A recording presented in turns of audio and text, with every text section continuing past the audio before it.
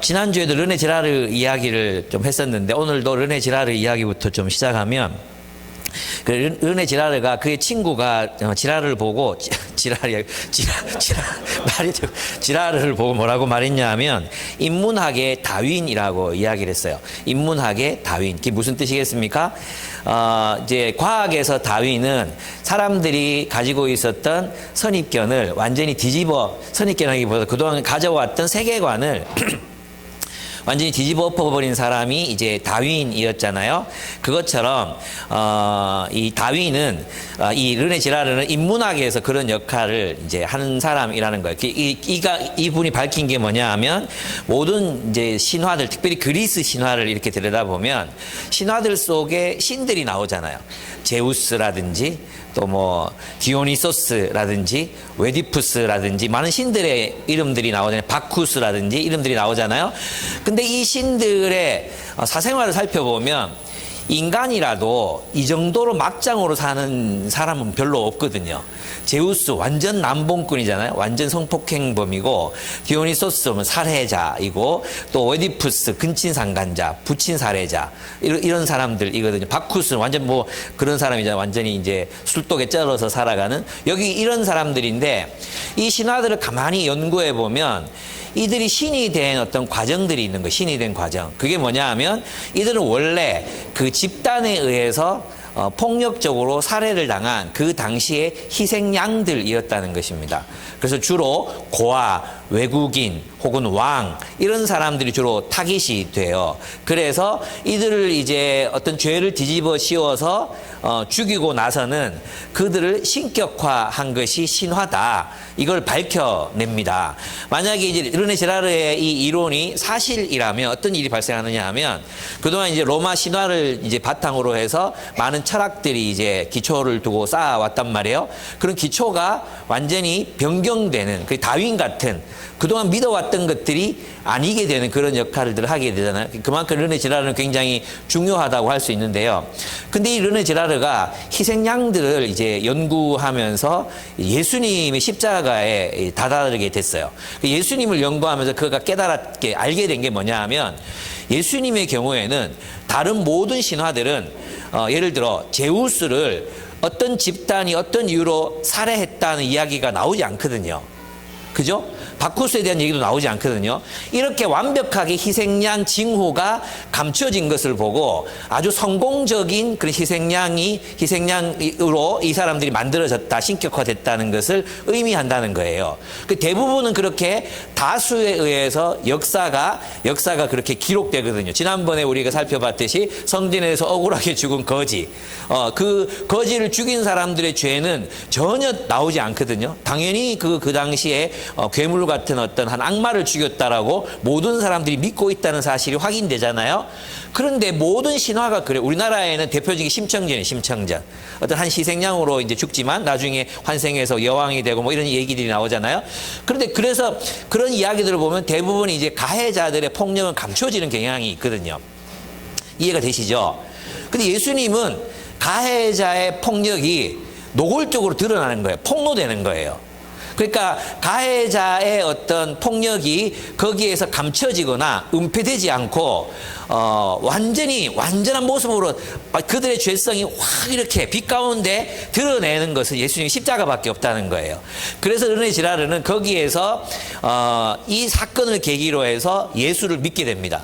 그리고 나서 사탄이 땅에 떨어져서 보았다라든지 기독교를 변증하는 변증서들을 쓰기 시작해요. 르네 지라르는 그런 사람입니다. 제가 지금 여기서 말씀드리고 싶은 게 뭐냐 하면 예수님이 십자가를 만나기 전에는 우리가 가지고 있던 죄악들, 죄성들, 이기심들, 욕망들, 우리의 위선들 이런 것들이 감춰질 수 있다는 거예요. 합리화되고 정당화되고 내가 누군가를 가해했던 것들조차도 나의 이야기 속에서는 정당화될 수 있다는 것입니다. 그러나 정말 우리가 십자가에 달리신 예수 그리스도를 만나게 되면 어떤 일이 일어나겠습니까?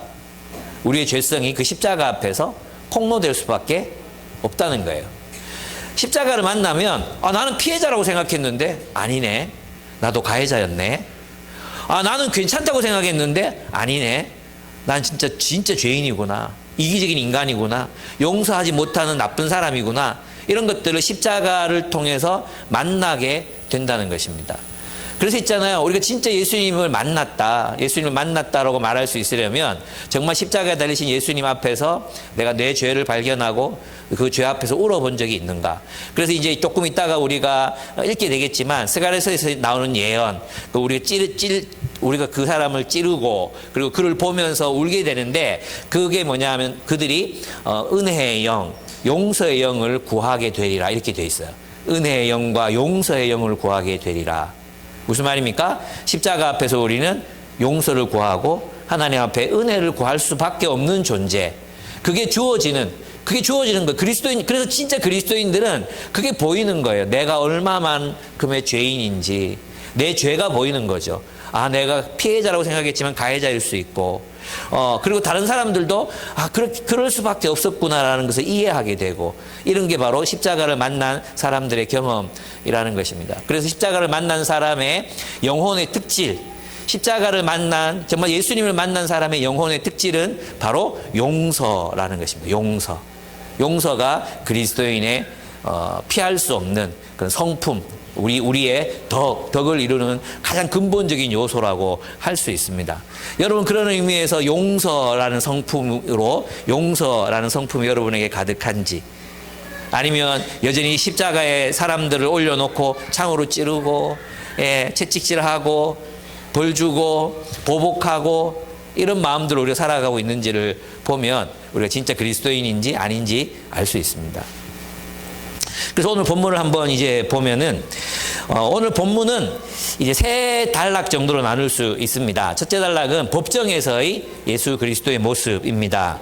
두 번, 그 1절에서 16절까지 법정에서 예수님의 모습이 나오고, 17절에서 27절까지는 골고다, 십자가상의 예수님의 모습이 나타나고 있습니다. 그리고 마지막 28절에서 42절은 골고다. 그리고 이제 마지막 절은 이 십자가상의 예수님의 모습이 나타납니다. 두 번째 단락이 골고다에서의 예수 그리스도의 모습입니다. 첫 번째 단락은 법정에서 예수 그리스도의 모습이 나타나는데, 이 본문을 보면 좀 신기하지 않습니까? 빌라도가 예수님을 살리려고 굉장히 애를 쓰고 있잖아요. 근데 우리가 방금 전에 사도신경 했는데 빌라도에게 고난을 받으시고를 이제 2000년 동안 우리가 외우고 있잖아요. 그러니까 이 빌라도를 되게 억울할 것 같아요. 굉장히 억울할 것 같아요. 사실 유대 지도자들이 죽였는데 왜 내 이름이 빌라도와 유대 지도자들이 죽였다 이렇게 해도 되는데, 빌라도가 올라가 있으니까 자기 살리려고 그랬다가 이제 여기 올라가야 되니 되게 억울할 수도 있겠다, 이런 생각이 듭니다. 빌라도는 예수를 살리려고 굉장히 애를 썼습니다. 그런데 보면 모순된 행동이 나오죠. 예수를 데려다가 채찍으로 때리게 했습니다. 여기서 예수를 때렸다는 말은 빌라도가 직접 때렸다는 게 아니라 이제 군병들을 통해서 때렸다는 그런 의미입니다. 이 채찍질은 보통 십자가형에 처하기 전에, 십자가형을 실행하기 전에 죄수들에게 가하는 형벌이었어요. 이 형벌의 목적은 뭐냐 하면 저항의 의지를 완전히 꺾어 놓는 거예요. 그리고 죽음을 대비하게 하는. 그래서 이제 너는 살 희망을 완전히 꺾어버리는, 그게 바로 이 십자가 처벌이었습니다. 그래서 그런데 빌라도는 보면 이것을 예수의 죄를 재판이 정식으로 이루어지지 않았죠. 조금 있으면 리트스트인가 거기 올라가가지고 거기서 재판하잖아요. 아직 재판이 시작도 안 됐거든요. 재판이 시작도 안 되었는데 예수를 채찍으로 때려요. 채찍으로 때린다는 십자가형을 염두에 두고 이제 때리는 거거든요. 로마의 이 채찍질은 잔인하기로 굉장히 유명했습니다. 플라그룸이라는 이게 채찍입니다. 한번 보여주시겠습니까? 네, 이 채찍이 로마의 플라젤 라티오라는 채찍입니다. 근데 이 채찍으로 이제 39대를 때렸어요. 그러니까 보통 3가닥 또는 5가닥 이렇게 되어 있는데, 저 끝에 달려 있는 것은 납이라든지 납덩어리라든지 짐승의 뼈 조각이라든지 이런 것들로 저기를 이제 매달았습니다. 그래서 이제 죄수를 39대를 치면 어떻게 되겠어요? 온몸이 다 찢어지겠죠. 피가 막 흘러내리겠죠.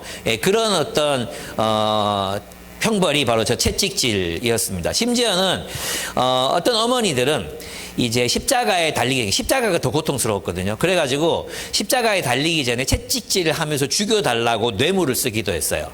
그만큼 강력한 형벌이 십자가를 지기 전에 채찍질을 당하는 것이었습니다. 이 플라그룸이라는 이 채찍에 맞아서 죽는 경우들도 많았습니다. 초기 기독교의 기록물에 제가 생각할 때 이레니우스의 기록이지 싶은데 정확하진 않습니다. 제 기억이 지금 왔다 갔다 하는데 거기에도 보면 한 성도가 순교 직전에 십자가에 달리기 전에 이 채찍질을 당했는데 그의 혈관이 다 보이고 힘줄이 다 드러났다 이렇게 말하면서 서로 슬퍼하는 그런 장면. 그러면서 이제 우리도 그렇게 죽을 수 있으니까 마음을 담대히 하자. 이런 내용들이 초대교회의 기록물에 남아 있습니다. 그러면 왜 이렇게 이제 이 빌라도는 예수를 채찍질 했을까요?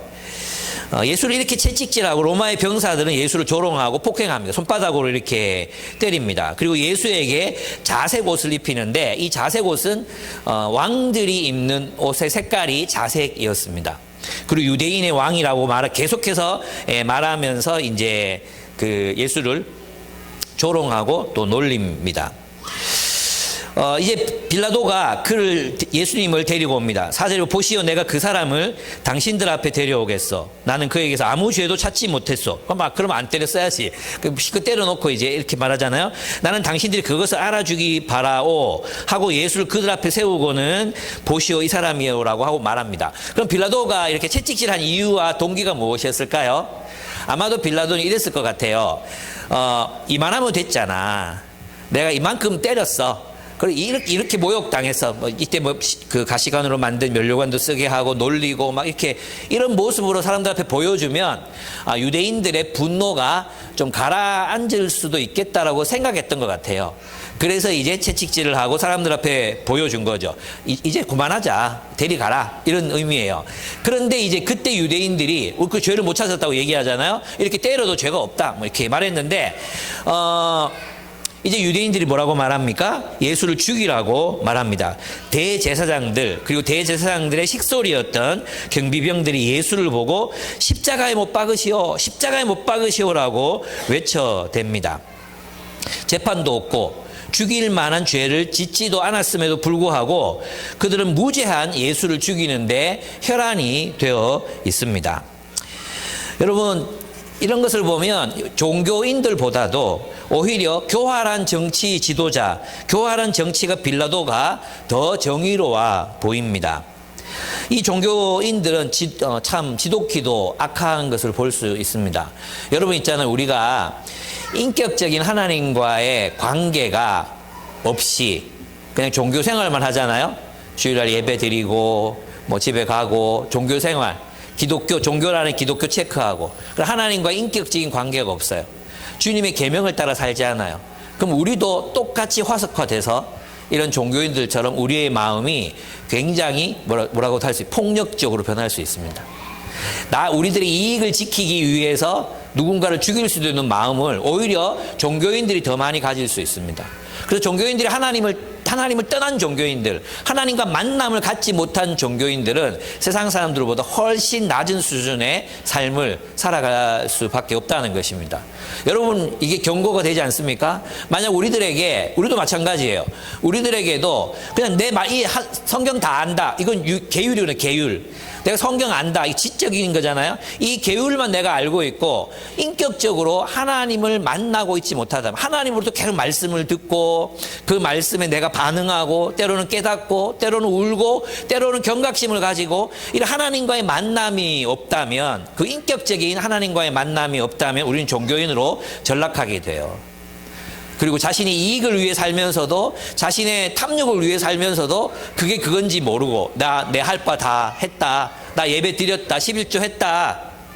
여기에 그칠 수 있다는 거예요. 그래서 여러분들의 삶에서 하나님과 인격적인 관계, 하나님과 인격적인 소통, 그래서 우리 BSM, 바이블 스터디 앤 메디테이션, 묵상함으로 하나님을 만나는 그 경험. 여러분 그래서 있잖아요. 우리 교회는 일주일 내내 같은 본문을 묵상하는 거예요. 여러분 있잖아요. 오해하시면 안 돼요. 토요일에 한 본문 그냥 묵상해 와서 연구해 와서 말씀을 나눈다. 이게 아니라 오늘 예배 마치고 집에 가잖아요. 그때부터 말씀 묵상이 시작돼야 돼요. 왜? 저녁부터 하루가 시작되잖아요. 우리 유대교회 절기에 따르면 저녁부터 하루가 시작돼. 오늘 저녁에 여러 번 이 말씀을 읽어 놓으셔야 돼요.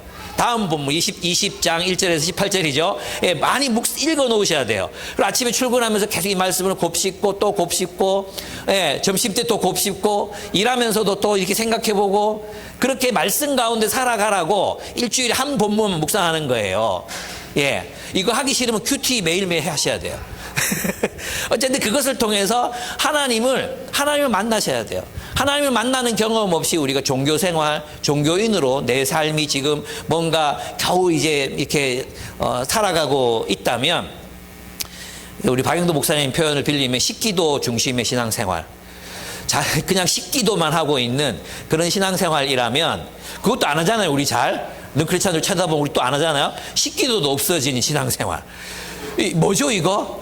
이거 정말 우리 좀 심각하다고 생각해 봐야 되지 않겠습니까? 하나님과 인격적인 교제가 있어야 돼요. 질적으로도 양적으로도 인격적인 교제가 있어야 합니다. 그래서 계속 말씀을 묵상하다가 금요일 정도 돼서 정리하는 거예요.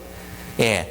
금요일 날 BSM인데 안에 가면 또 뭐 조장이 뭐라 하겠지. 목사님이 또 설교 시간에 나보고 뭐라 하겠지. 이렇게 생각하지 말고, 예, 오늘 집에 돌아가자마자 잠자기 전에 본문 얼마나 쉬워요. 소리 내서 한 대여섯 번 읽어보고 잠자면 돼요. 그러면 자는 동안에 그 구절들이 여러분의 머릿속에서 빙빙 돌면서 저절로 묵상이 되다가 아침이 되면 비처럼 여러분을 그 말씀이 인도하게 될 것이라는, 거짓말인가? 예, 인도하게 될 것입니다. 예, 그 말씀 가운데 여러분이 사셨으면 좋겠습니다. 그렇습니다. 그래서 이제 이 대제사장과 경비병들을 보면 십자가에 못 박으라고 막 그렇게 얘기합니다. 참 악랄하죠. 그들은 자신의 기득권을 지키기 위해서 무죄한 자에게 죄를 묻습니다. 자신들의 기득권을 지키기 위해서 무죄한 자에게 죄를 물어서 자신의 범죄를 덮으려고 합니다. 이 빌라도는 현실적인 사람이었잖아요. 빌라도는 로마법으로는 도무지 예수를 사형시킬 근거를 발견하지 못했어요. 예, 이 로마인들은 폭동을 가장 두려워했기 때문에 어떤 폭동의 조짐을 가지고 있는 지도자들이라면 뒷조사를 이미 다 끝냈다고 봐야 돼요. 예수님에 대해서도 이미 그의 교훈이나 광장에서 가르쳤으니까 뭘 하고 있는지를 다 알고 있었다는 거죠. 그러니까 빌라도가 이미 예수에 대해서 파악하고 있는 바로는 이 사람의 가르침에는 어떤 혁명이라든지 또는 무슨 어떤 정권 탈취라든지 이런 것들은 없었다고 이미 확인하고 있었기 때문에 계속해서 예수를 놓아주려고 하는 것입니다. 그러자 유대인들이 정말 말도 안 되는 말을 해요. 무슨 말이냐 하면, 우리에게는 그러니까 6절 하반절에 보면 빌라도가 그래서 이렇게 말해요. 당신들이 이 사람을 데려다가 십자가에 못 박으시오. 당신들이 이 사람들을 데려다가 십자가에 못 박으시오라고 말해요. 근데 이 말도 사실은 말이 안 돼요. 왜냐하면 십자가에 못 박아 죽이는 형벌 로마인들만 하는 거였거든요. 유대인들이 이거를 못 해요. 그러니까 십자가에 못 박아 죽이고. 그러니까 빌라도의 핵심이 뭐냐 하면, 당신들이 해라. 당신들의 법대로 해라. 왜 나에게 찾아와서 자꾸 예수를 죽여달라고 말하느냐. 나는 로마법으로는 예수를 죽일 근거를 도무지 못 찾겠다. 이 얘기예요. 그런데 유대인들이 정말 이제 이 교활한 거죠. 이 유대 지도자들이 뭐라고 말하면, 우리에게는 율법이 있는데 그 율법에 따른 그는 마땅히 죽어야 합니다. 이 말은 뭐냐 하면, 우리 법이 있는데 우리 법으로는 이 사람 죽여야 됩니다. 그러니까 로마가 죽여주세요. 이 말이 안 되잖아요. 우리 법에 따르면 이 사람 죽어야 하면 저거 죽이면 되지. 맞죠? 저거 죽이면 돼요. 투석형이라는 게 있고, 투석형 집행하면 돼요.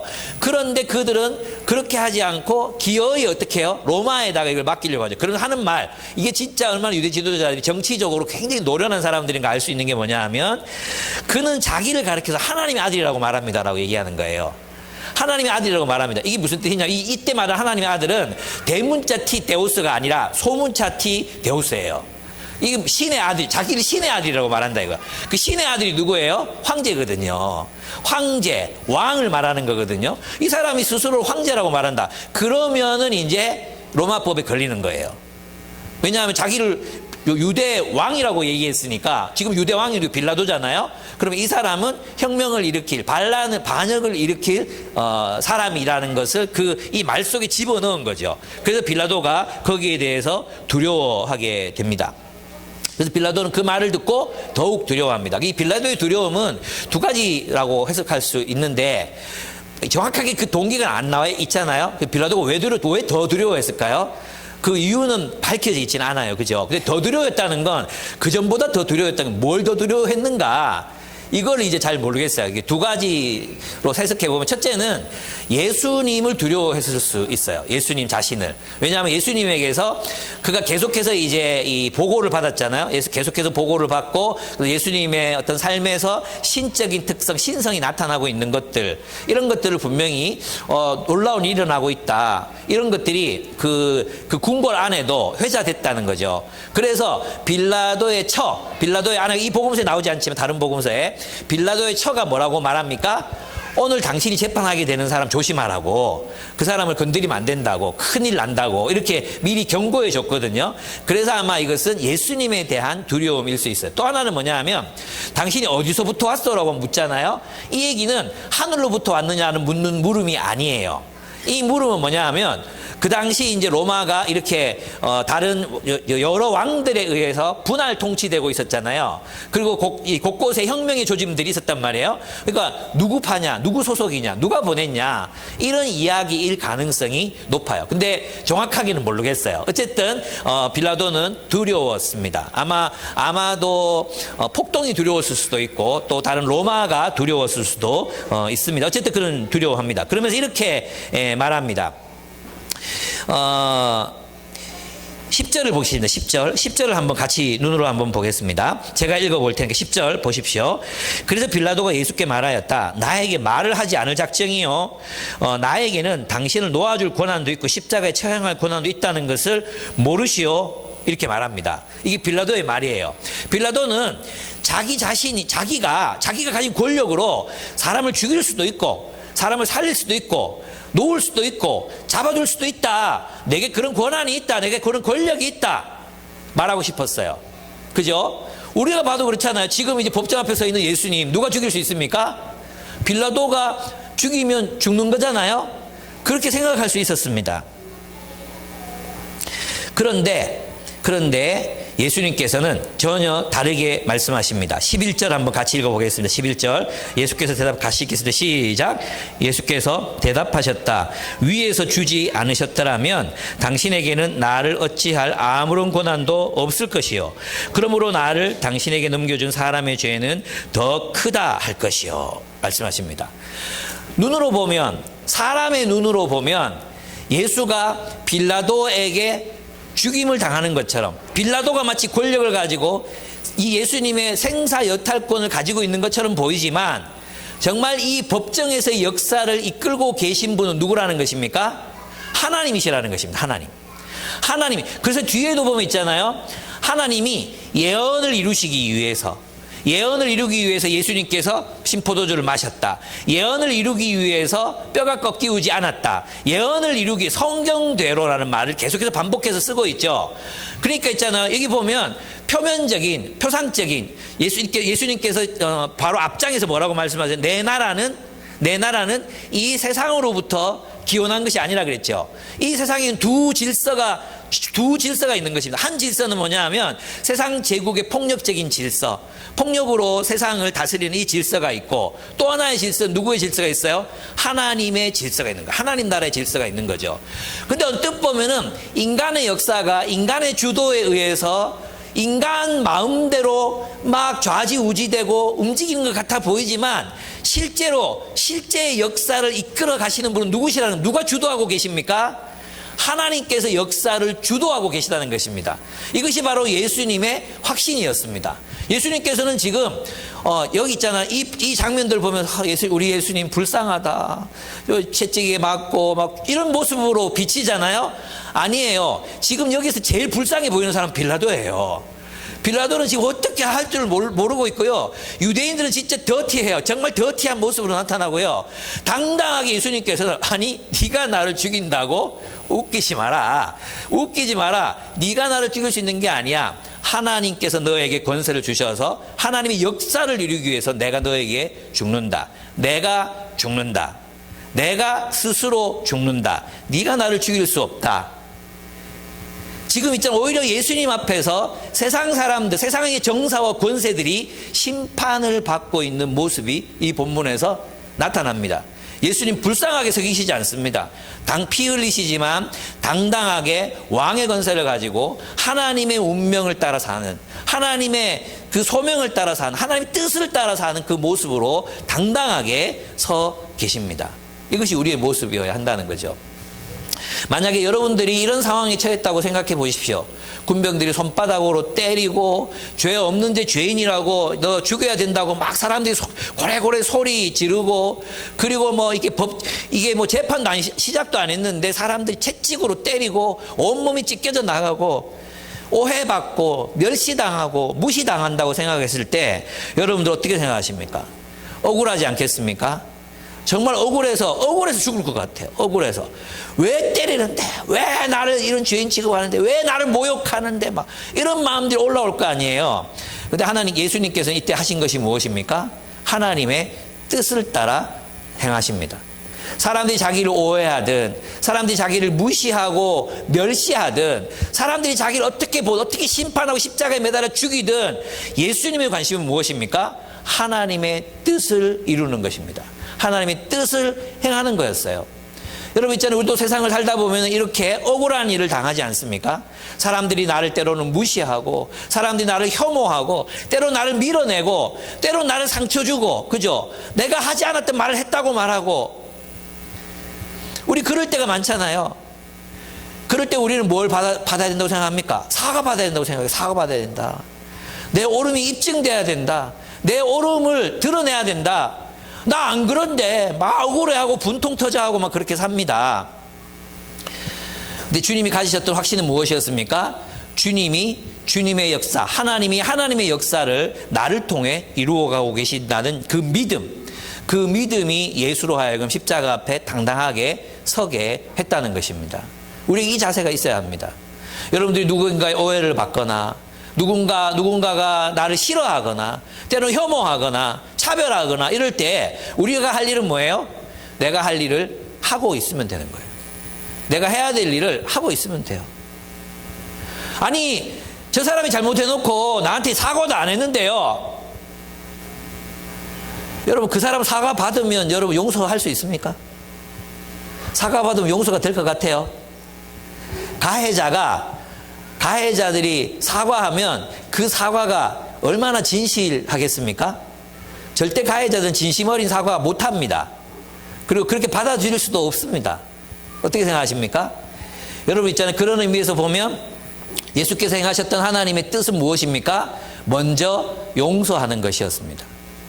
예수님께서는 그들의 사과를 받으시고 용서하신 것이 아니라 먼저 용서하시기 위해 십자가를 지십니다. 하나님의 뜻은 용서, 이 죄인들을 용서하는 거였거든요. 자신에게 채찍질을 하고 침뱉고 손바닥으로 때리고 모욕하고 자색옷을 입히고 조롱하는 그들을 용서하는 것, 그것이 예수님이 하셔야 되는 이루셔야 하는 하나님의 뜻이었거든요. 예수님은 그 하나님의 뜻에 순종합니다. 우리가 할 일은 뭐냐 하면 우리가 오해받거나 뭐 어떤 그런 상황 속에서도 그냥 내가 할 일을 하는 겁니다. 여러분, 남편과 아내가 막 싸웠어. 그럴 때 우리가 막 싸웠어요. 그러면 이제 둘 다 입 꽉 다물고 있잖아요. 각자 방에 들어가서 말도 안 하고, 저 새끼가 사과할 때까지 내가 진짜 말도 안 할 거다. 그래 하잖아요. 그건 하나님 뜻이 아닙니다. 우리는 먼저 용서해야 됩니다. 뭐 진정한 사과가 먼저 아닙니까? 이건 일본하고 우리나라 자꾸 생각하지 마요. 그 국가와 국가의 관계하고 개인의 관계는 달라요. 왜 주님께서 용서하라고 하셨을까요? 상관하지 말고 너의 일상을 살아라. 거기 매여 있지 마라. 자유롭게 살아라. 왜 너 거기 매여가지고 그렇게 힘들게 그렇게 살아가냐. 자유롭게 살아라. 여러분 있잖아요. 3월달 복음과 상황에 그분의 이야기가 이제 나옵니다. 누구냐 하면, 이분은 9년 동안, 친부에게서 이제 성폭행을 당했어요. 이제 필명이 은수연이에요. 은수연. 아마 여러분도 들어보셨을 수 있어요.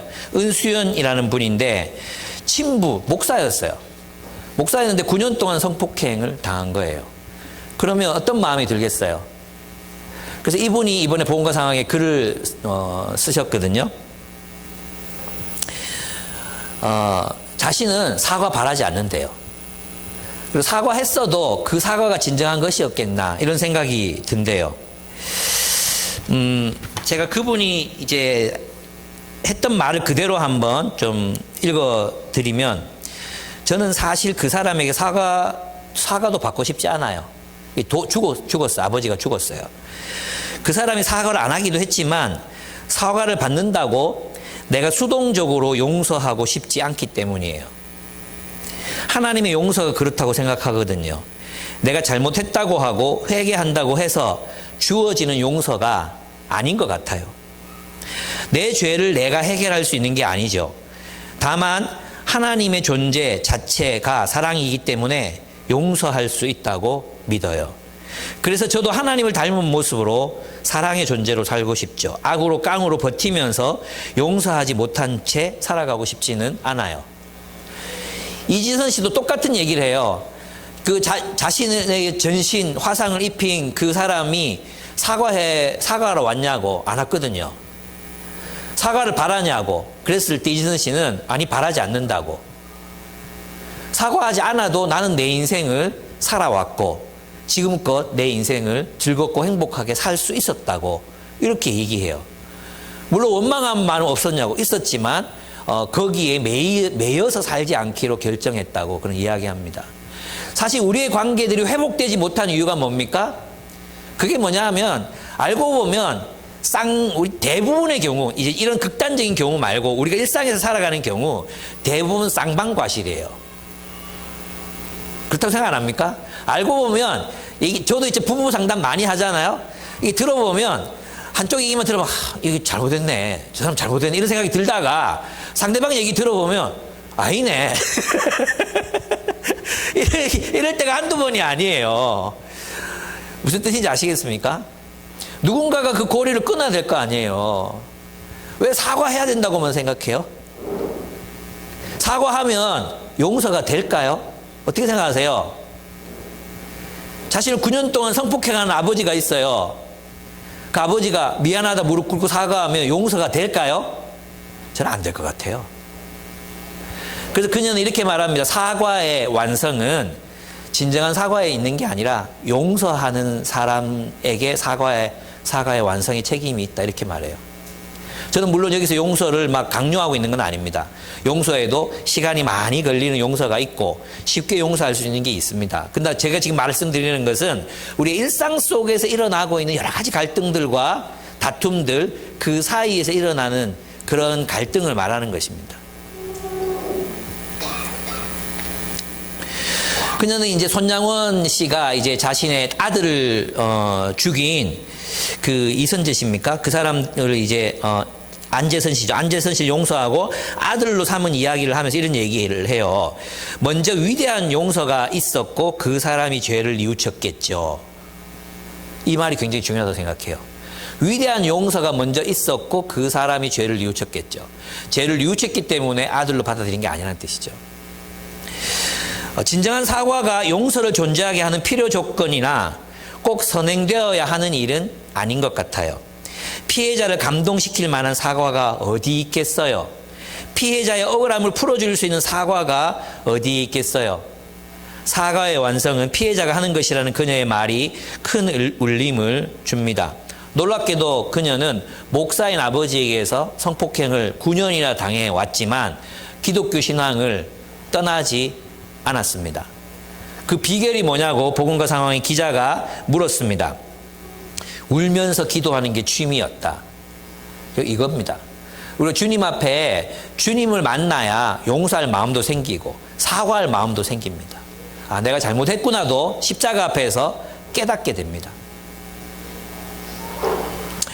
그녀는 이렇게 말합니다. 저도 불교, 카톨릭 그리고 여성운동까지 제가 종교처럼 받아들이고 추종했던 것들이 있는데 무엇도 제게 답이 되지는 못했어요.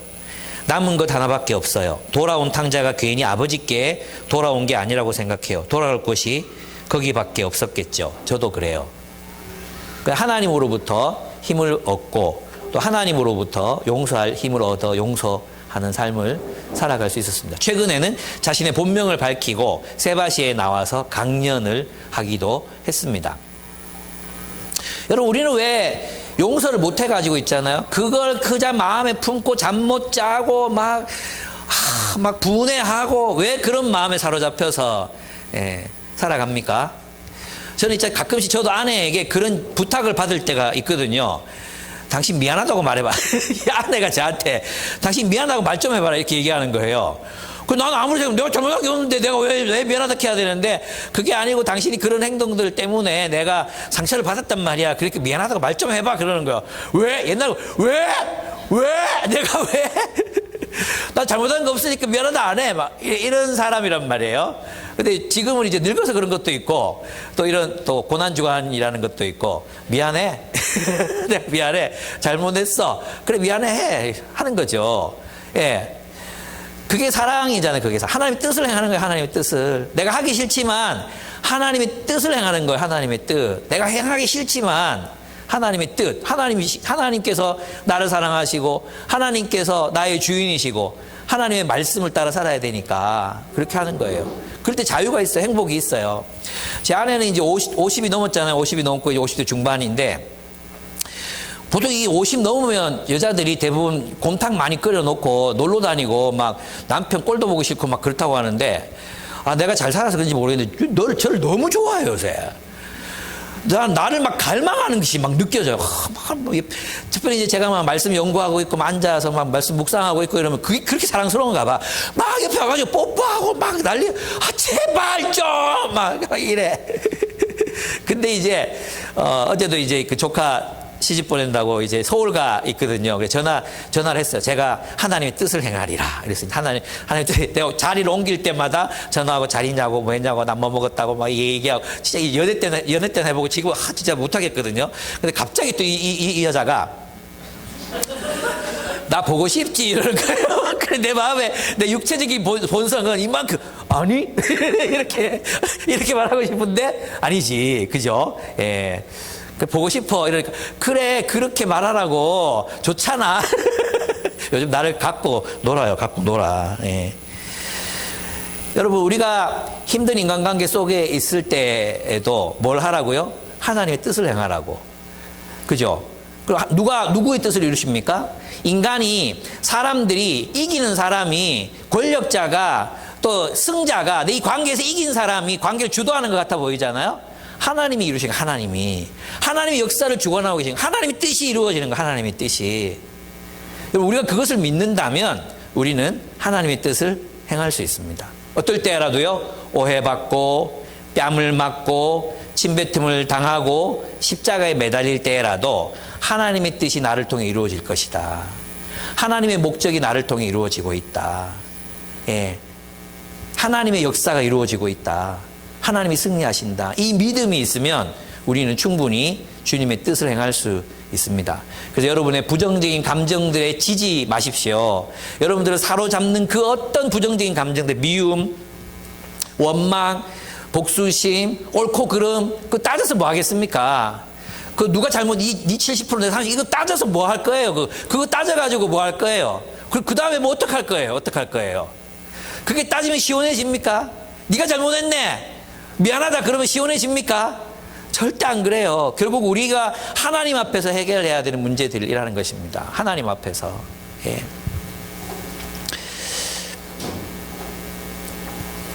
두 번째 단락을 가보겠습니다. 두 번째 단락. 근데 첫 번째 단락에서 결국 이제 이제 이 빌라도가 예수를 끝까지 살려보려고 애를 쓰지만 유대 종교 지도자들은 완강합니다. 그리고 그들은 자신의 신앙을 결국 고백하고 말게 됩니다. 그죠? 이 사람을 놓아주면 총독님은 폐하의 중심이 아닙니다. 자기를 가리켜 왕이라고 하는 사람은, 그게 아까 하나님의 아들이죠. 자기를 가리켜 왕이라고 하는 사람은 누구나 황제 폐하를 반역하는 자입니다. 이렇게 말해요. 이 말에 대해서 빌라도는 저항할 수가 없었습니다. 군중의 압력에 굴복하고야 맙니다. 결국 이제 자신을 왕이라고 주장하는 자를 놓아주면 그건 뭐예요? 반역자를 놓아주는 거가 되잖아요. 그럼 문책을 당할 것이고, 만약에 로마에서 와서 이제 조사를 하잖아. 그럼 유대 제사장들이 뭐라고 증언하겠어요? 빌라도가 자기를 왕이라고 주장했던 추종자 정말 많은 사람을 놓아주어서 사회를 혼란스럽게 했다. 이렇게 될 수 있잖아요. 그래서 이제 이 빌라도도 자신의 기득권을 지키기 위해서 정의를 타협합니다. 정의와 불의, 자기 기득권을 위해서 진실한 판단을 거부하게 됩니다. 그래서 여러분, 항상 성경에서는 악인은 이익을 쫓습니다. 기득권, 이권. 이익 자체가 나쁜 건 아니죠. 뭐 상업을 하면 이익을 남겨야 되잖아요. 근데 무엇을 결정할 때 이게 의냐, 이익이냐를 따질 때 항상 악인들은 이익을 따집니다. 이익. 그러나 의인들은 뭡니까? 정의를 따집니다. 정의. 그것이 옳은 일인가. 주님께서는 항상 그 올바름 속에 머물러 계십니다. 정식 재판은 이제야 시작됩니다. 빌라도가 이제 비로소 재판석에 앉습니다. 그날은 유월절 준비일이고 정오라고 요한은 기록하고 있습니다. 여러분, 이걸 왜 기록하는지 아십니까? 예수님께서 유월절 어린 양으로 죽으신다는 것을 말하기 위해서 이 기록을 하는 거예요. 왜냐하면 유월절 어린 양을 언제 잡았냐 하면 유월절 양은 유월절 준비일에 잡았어요. 준비일. 하루 전 잡았어요. 근데 이 준비일에는 있잖아요.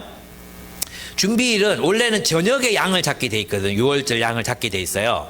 그런데 유월절 저녁에 잡으면 이 잡아야 되는 양이 너무 많은 거예요. 그래서 오후 정오에는 이제 해가 딱 기울잖아요. 그 저녁이 시작됐다고 보고 그때부터 양을 잡았던 거죠. 유월절 어린 양을 잡는 거예요. 그러면 예수님께서 지금 정오에 심판을 받으시잖아요.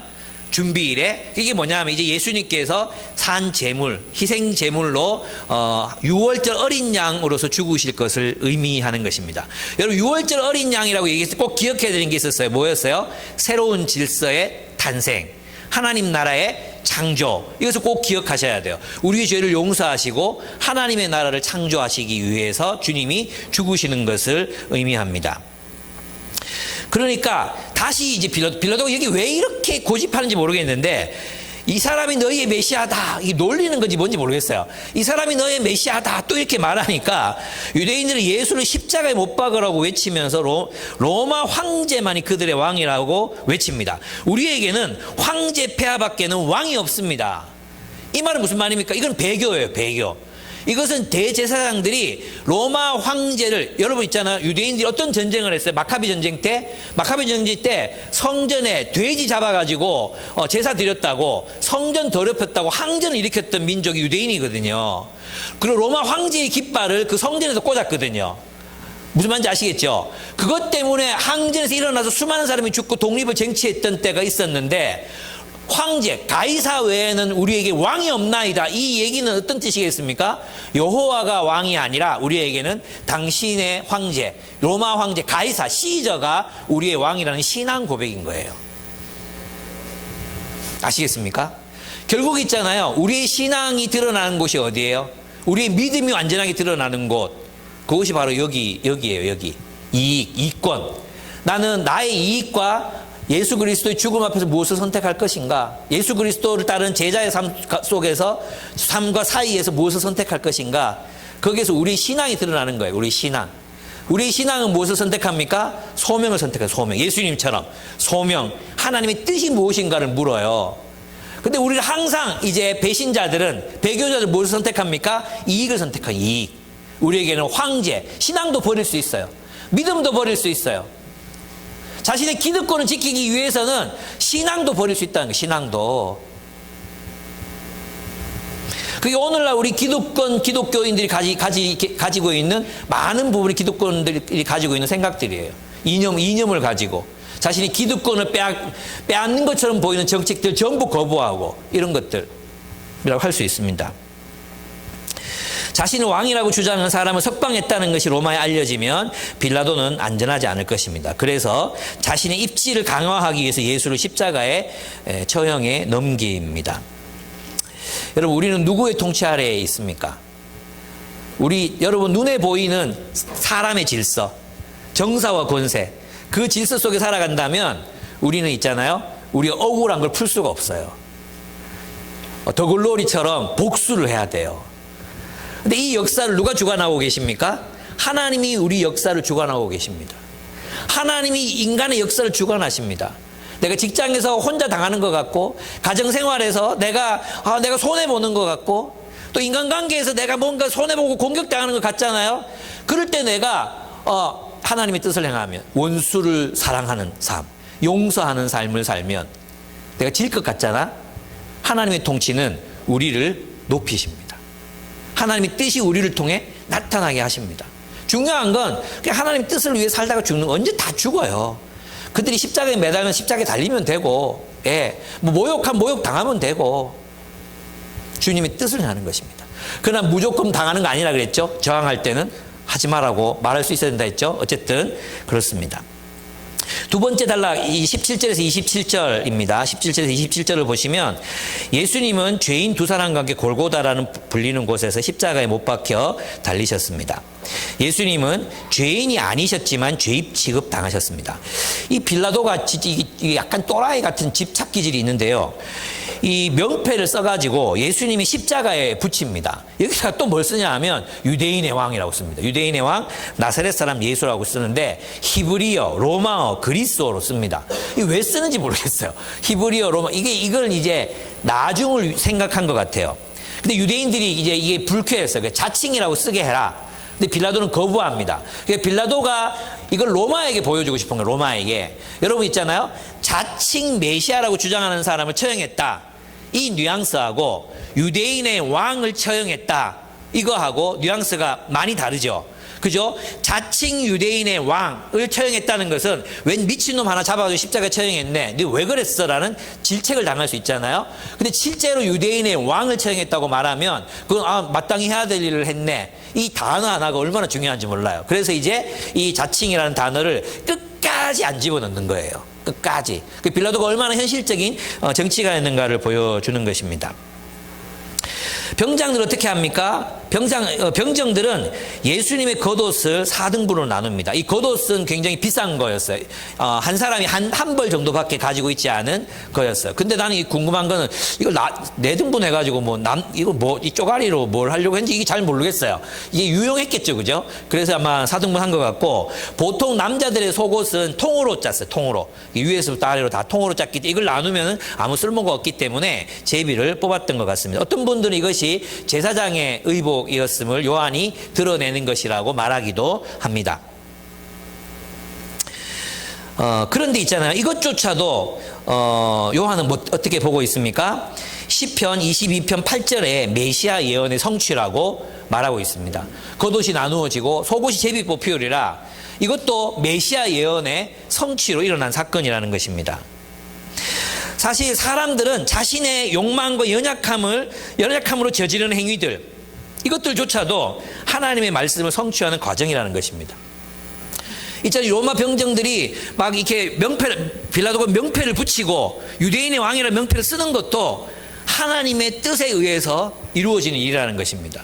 그의 겉옷이 나누어지는 것도 하나님의 뜻에 의해서 이루어지는 일이라는 것입니다. 하나님의 말씀이 성취되는 과정이라고 요한은 보고 있습니다. 이 자리에 예수님의 어머니 그리고 이모, 그죠? 요한의 예수님의 이모가 계셨고요. 그 다음에 글로바의 아내 마리아와 막달라 마리아가 있었습니다. 그러니까 마리아가 3명이나 돼요. 마리아라는 이름이 굉장히 흔한 이름이었다는 걸 알 수 있죠. 여성 4분과 요한이 이 자리에 예수님의 죽음을 눈으로 목격하고 있는 그런 상태입니다. 이 자리에서 정말 놀라운 일이 일어납니다. 예수님께서 요한에게 뭐라고 말씀하십니까? 이 마리아를 보고 너의 어머니다. 네가 모셔라고 말하고요. 그리고 마리아에게는 당신의 아들입니다. 그죠? 여인이여 당신의 아들입니다. 이렇게 말해서 새로운 가족이 탄생하게 하십니다. 여러분 있잖아요. 이 골고다는 어떤 곳입니까? 사람들 십자가에 달아 죽이는 그 죽음의 장소입니다. 죽음의 장소. 여기에는 세상 제국, 로마 제국이 자기 나라에 반역하는 사람들, 그 반역자들을 십자가에 달아 죽인 장소가 골고다라는 언덕입니다. 무덤이 있는 곳, 죽음이 지배하는 곳이죠. 제국의 폭력이 있는 곳, 그 제국의 폭력으로 인해서 수많은 사람들이 저항하다가 죽어간 그 장소, 여기 정사와 권세, 폭력의 지배, 그것은 곧 죽음을 의미하는 거거든요. 그 십자가에서, 그 죽음의 장소에서 예수님께서 하신 일이 무엇이었어요? 그 죽음의 장소에서 예수님께서는 새로운 질서를 창조하십니다. 혈연으로 묶여 있었던 유대 사회에서 이제 요한을 향해서 너의 어머니니까 모셔야 된다. 단순히 이것은 마리아에 대한 어떤 자비, 은혜라고 보여지지만 이것은 예수님께서 세우고자 하시는 하나님 나라의 현존을 의미하기도 하는 거예요. 죽음의 골고다 언덕, 죽음의 해골 바가지들의 언덕, 해골의 동산에 무엇이 세워집니까? 하나님의 사랑의 나라가 혈연을 초월한, 혈연보다 더 중요한 게 없잖아요. 혈연을 초월한 그런 하나님 나라의 공동체가 세워지는 것입니다. 내 어머니다, 모셔라. 여러분 한번 상상해 보십시오. 여러분 중에 누군가의 어머니, 여러분이 이제 이게 말하기 어려운데 교통사고 당해서 죽었어요. 어머니를 모시고 있어요. 근데 여러분 지체들은 숲지기 누구한테 제 어머니인데 오늘부터 좀 모셔주세요. 이렇게 얘기하면 여러분들이 그래 내가 모실게 이렇게 되겠어요? 아니 요양원 보내드리지. 요양원 있잖아. 이렇게 말하지 않겠어요? 예수님이 지금 골고다에서 하시고 계신 일이 무엇인지 아시겠습니까? 하나님 나라의 그 사랑의 새로운 질서가 거기서 나타나는 거예요. 얼마나 그것이 비록 이 당시 고대 사회라고 우리는 그때는 다 가능했겠지 이렇게 생각하지만 실제로 요한은 마리아를 어머니로 모시고 나중에 추방당해서 에베소로 가서 살거든요. 그 에베소에서 죽을 때까지 마리아를 모시고 삽니다. 요한의 직업은 그때 탄광 노동자였어요. 탄광. 그 노구를 이끌고 탄광에서 곡괭이질을 하고 또 돌아와서 마리아를 섬기고 이게 요한의 삶이었어요. 여러분 그런 걸 생각해 보면 내가 죽으면 우리 자녀들을 내가 죽으면 네가 좀 맡아줘. 우리 서로 그럴 수 있는 사랑의 관계까지 가려면 아직 멀었죠. 그죠? 우리 거기까지 가야 된다는 거예요. 자녀들이 다 초대교회는 그랬잖아요. 초대교회 성도들이 죽었어요. 십자가 달려 죽고 순교당해 죽었어요. 너무 노친들밖에 안 남았어요. 그럴 때 그리스도인들이 혈육이 아닌 그리스도인들이 그들을 자기의 부모로 삼아서 섬겼어요. 모셨어요. 자기의 부모로. 그게 초대교회 기록에 남아 있잖아요. 그 부모들이 죽었어요. 자녀들을 데려다가 양자로 삼고 양녀로 삼아서 자신들의 자녀로 길렀어요. 이것이 예수님이 이 죽음의 땅에 세우고자 하셨던 하나님의 사랑의 질서가 골고다 언덕에서 감동스럽게 나타났던 것입니다. 이것이 우리의 삶이라는 것입니다. 우리가 지금 당장 그것을 못하더라도 그것을 향해 나아가고 있어야 된다는 것입니다. 그 지점을 향해서. 그냥 우리가 예배 드리기 위해서 모이는 게 아니라 서로를 더 뜨겁게 사랑하기 위해서 모이는 것입니다. 십자가에서 예수님의 모습을 보시겠습니다. 이 본문에서 나타나고 있는 것들은 다 성경대로 일어났다고 말하고 있습니다. 성경대로 신포도주를 받으신 후에 그분은 숨지셨습니다. 성경대로 31절 38절을 보면요. 그가 목마르다고 외치셨습니다. 69편 21절입니다. 요거 PPT에 있는데 한번 띄워주시겠습니까? 그럼 그 19장 31절인가요? 31절을 한번 먼저 보시면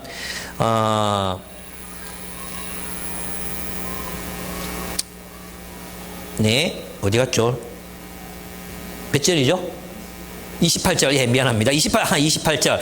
28절을 보시면 그 뒤에 예수께서는 모든 일이 이루어졌음을 아시고 성경 말씀을 이루시려고 목마르다고 하셨다. 성경 말씀을 이루시려고. 그러면 그 목마르다고 말씀하신 건 뭐냐면 이 다윗이 너무 이제 삶이 너무 힘든 거예요. 나는 목마릅니다. 나는 배고픕니다. 헐벗었습니다. 굶주립니다.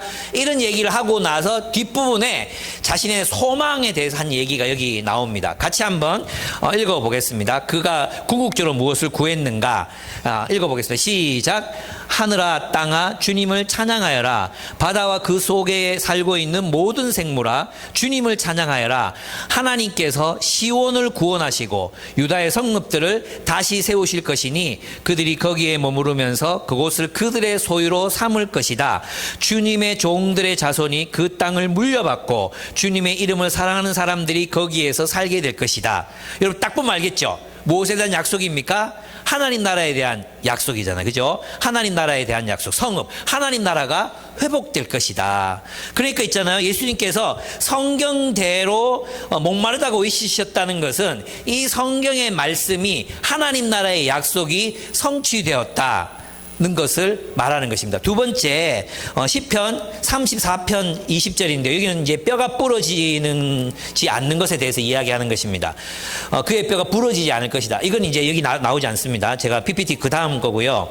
이 말은 왜 중요하냐 하면 아까 예수님이 누구로 죽으신다 그랬어요? 유월절 어린 양으로 죽으신다 했잖아요. 그죠? 유월절 어린 양으로 죽임을 당하셨어요. 그럼 유월절 어린 양은 출애굽하기 전에 온 식구들이 이제 막 허리띠 묶고 신발 막 매끈 매고 그리고 이제 나갈 준비를 다 해놓고 나서 양을 잡아가지고 문설주 이렇게 바르고 온 가족 불러 모아가지고 양 한 마리를 다 먹어야 되는 거예요. 그죠? 그 양 한 마리를 먹는데 절대 뼈를 이렇게 부러뜨려 먹는다든지 그렇게 하지 말라는 거예요. 온전하게 뼈를 꺾지 말고 먹으라는 뼈를 꺾지 말고 다 먹어야 된다는 거예요. 그래서 이 말씀이 의미하는 바가 뭐냐 하면 예수님께서는 온전한 뼈가 부러지지 않는다. 뼈가 부러지지 않았다. 이 말은 뭐냐 하면 그가 온전한 유월절 어린 양으로서 희생 제물로 죽으시는 것을 의미하는 것입니다. 그러면 예수의 죽음은 무엇의 출현을 위한 것이다? 우리를 용서하셔서 하나님의 나라를 출현시키기 위한 죽음이었다는 것입니다. 그러면 이제 왜 예수님께서는 이 뼈가 꺾이지 않는 게 중요한가 하면 다음 날이 안식일이었잖아요. 그 다음 날이 안식일이었기 때문에 시체를 안식일에 걸어놓으면 안 돼. 그래서 유대인들이 로마인들한테 얘기해가지고 뼈를 꺾어달라고 얘기해요. 이 뼈를 꺾어달라는 게 뭐냐 하면 다리를 부러뜨려 달라는 얘기예요. 다리를 부러뜨려 달라. 그러면 이 다리를 이제 부러뜨리는데 망치로 이 무릎뼈를 쳐가지고 뒤로 이렇게 확 꺾어요. 근데 이제 보통 십자가에는 이 발판이 있잖아요. 발판을 딛고 이렇게 매달려 있는 형태거든요. 근데 무릎뼈를 꺾어버리면 어떻게 돼요? 이게 지탱할 힘이 없잖아요. 그러니까 이렇게 축 처지게 되는 거예요. 이게 손목은 묶어놨어요. 그냥 못으로 박아놓은 게 아니고 이게 전박에다가 이렇게 묶어놨거든요. 그러니까 쭉 처진단 말이에요. 그러면 이 체중을 지탱할 수가 없으니까 호흡 곤란이 와서 죽어요. 그 죽여달라는 얘기예요. 뼈를 꺾는다는 것. 근데 예수님을 보니까 얼마나 많이 죽여봤겠어요. 여기 사람 십자가에 매다는 사람들이 예수님 보니까 돌아가셨어. 뼈를 꺾을 필요가 없어서 그냥 내비두는 거예요. 그런데 한 사람이 늘 자기가 해오던 방식대로 옆구리를 창으로 찌릅니다. 옆구리를 창으로 찌르는 부드러운 살을 통과해서 옆구리를 통과해서 심장, 간, 폐 여기를 관통하게 돼 있어요. 그래서 확실히 죽이는 거죠. 근데 그때 물과 피가 나왔다고 고백합니다. 그리고 이 증언에서 목격자의 증언이라고 이야기하고 있습니다. 정말로 예수님은 확실히 십자가상에서 죽었다는 것입니다. 그리고 어떻게 죽었습니까? 확실히 돌아가셨습니다. 옆구리를 창에 찔리심은 이제 스가랴서 12장 10절에 나오는 이야기입니다. 저는 이 본문이 굉장히 중요하다고 생각합니다. 같이 한번 읽어보요. 앞에 있습니다. 같이 한번 읽어보겠습니다. 시작. 그러나 내가 다윗 지방과 예루살렘에 사는 사람들에게 은혜를 구하는 영과 용서를 비는 영을 부어주겠다. 그러면 그들은 나 곧 그들이 찔러 죽인 그를 바라보고서 외아들을 잃고 슬피 울듯이 슬피 울며 맏아들을 잃고 슬퍼하듯이 슬퍼할 것이다. 아멘. 그러면 있잖아요. 이 창에 찔리신 예수님, 우리의 상처, 우리를 치유하기 위해서 상처받으신 예수님을 바라보는 사람들에게 뭘 부어주겠다는 거예요? 용서를 구하는 영, 은혜를 구하는 영을 부어주겠다. 그 십자가를 만난 사람들은 뭘 고백하게 되면 하나님, 저는 주님의 은혜가 필요한 사람입니다. 주님의 용서가 필요한 사람입니다. 내가 당신을 죽였습니다. 내가 죄인입니다. 예. 그게 그 예언을 성취하신 것이 예수님이 허리에, 옆구리에 창에 찔리셨다는 사건이라는 거예요. 그럼 우리는 그 창에 찔리신 예수님을 바라보고 우리가 가지게 되는 생각은 무엇입니까? 십자가에서 우리 누구를 발견해요? 자기를 발견해요. 어떤 자기요? 은혜를 구할 수밖에 없는 자기 자신. 용서를 비는 영. 이게 우리에게 부어질 때 십자가 앞에서 우리는 주님, 내가 죄인으로서이다. 내가 죄인입니다. 내가 잘못했습니다. 용서해 주십시오. 용서를 비는 영. 이게 있잖아요. 십자가를 바라보고 자신의 죄 때문에 다른 사람들을 상처 입혔고 누군가를 미워했고 또 누군가를 이렇게 적대시했던 이 모든 우리들의 죄. 나도 죄인, 나도 어쩔 수 없는 죄인이구나. 이걸 발견하는 은혜가 십자가 앞에서 주어진다는 것입니다. 그리고 예수님은 죽어 돌아가신 동산에 있는 무덤에 앉히셨습니다. 안치되셨습니다. 이 무덤은 아리마대 사람 요셉의 무덤이었고 새 무덤이었다고 표현하고, 그리고 유대 최고위 지도자였던 니고데모는 향료 100근을, 이거는 거의 뭐 왕의 시체에 들어갈 만한 향품의 양이거든요. 정말 많은 양의 향품을 가지고 와서 예수의 장사를 준비합니다. 이들은 숨어있는 제자들이었습니다. 이것은 다음 주에 또 다루도록 하겠습니다. 그렇습니다. 요한은 예수님이 성경대로 죽으셨다는 것을 강조합니다. 요즘에 이제 제가 이제 간사 모임에서 이제 바울산지에 철학 박사가 있거든요. 그래가지고 그 형제 모시고 이제 그 철학을 듣고 있어요. 근데 스토아 학파에 대해서 지난주에 같이 공부를 했어요. 근데 스토아 학파들은 운명론자였대요. 운명론자. 왜 운명론자일 수밖에 없었냐 하면 제국이 지배하잖아요.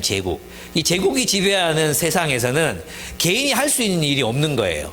그래가지고 그 운명적으로 자신의 지위라든지 또는 뭐 폭력이라든지 뭐 부당함이라든지 이걸 그냥 고스란히 겪을 수밖에 없었다는 거예요. 그런 상황에서 행복하려면 결국은 정신적인 행복을 추구해야 된다는 게 스토아파의 사상이었어요. 그러니까 운명론적으로 굉장히 우리가 불행하지만 그러나 행복하다고 믿고 살자 이건 거죠. 그죠? 그래 정신적인 어떤 덕 그걸 구하면서 살자, 이게 스토아파가 가지고 있는 체념적 운명론이었어요. 근데 예수님께서 어떤 운명론을 가지고 계셨습니까? 자신의 삶을 통해 자신의 소명에 순응하잖아요.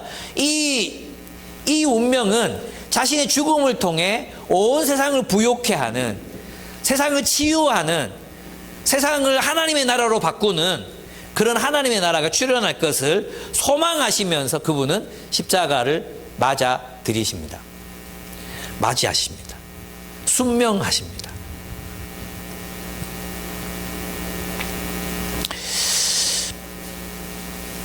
어쩔 수 없이 받아들여야 하는 그런 운명이 아니었다는 것입니다.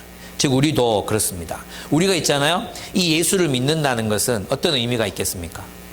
이 예수님을 따라서 예수님이 걸어가셨던 십자가의 길을 걷는다는 것입니다.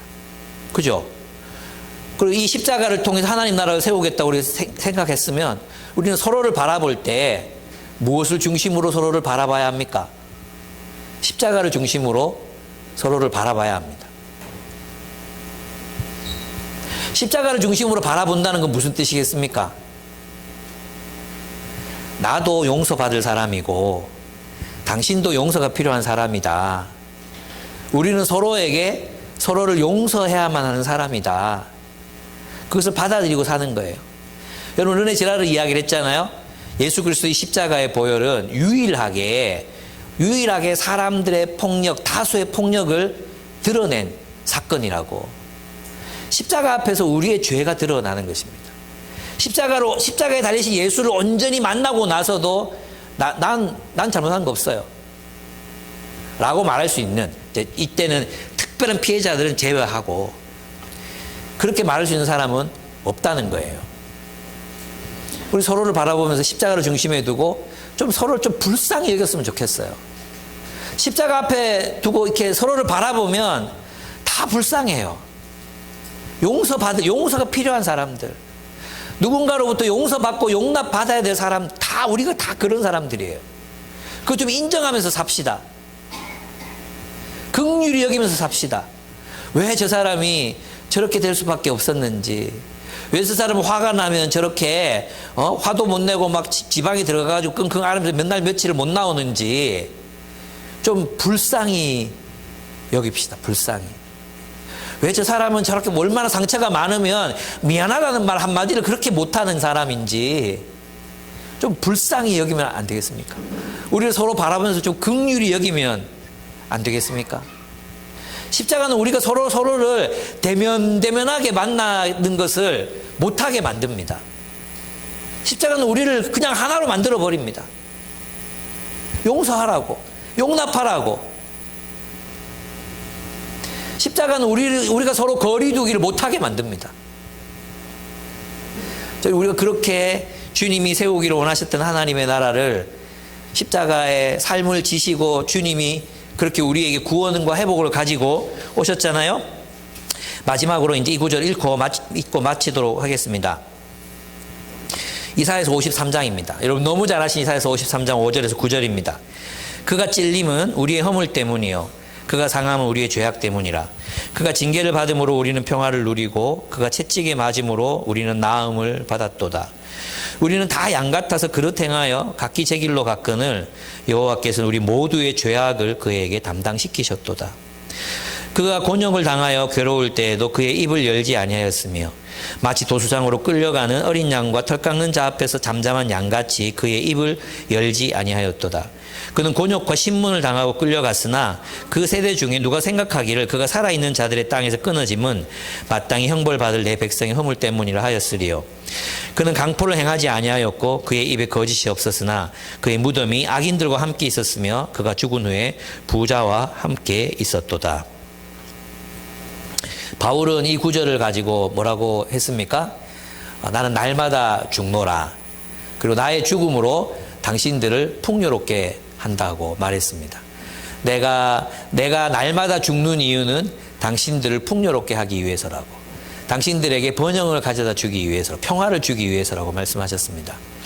우리가 날마다 죽어야 되는 이유가 있습니다. 십자가를 바라보고 죽어야 되는 이유.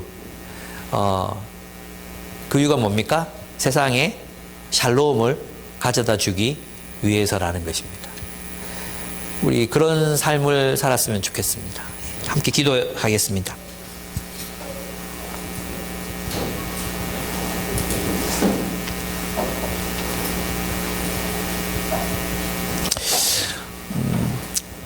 자, 한 1분 정도만 기도하겠습니다. 예. 우리가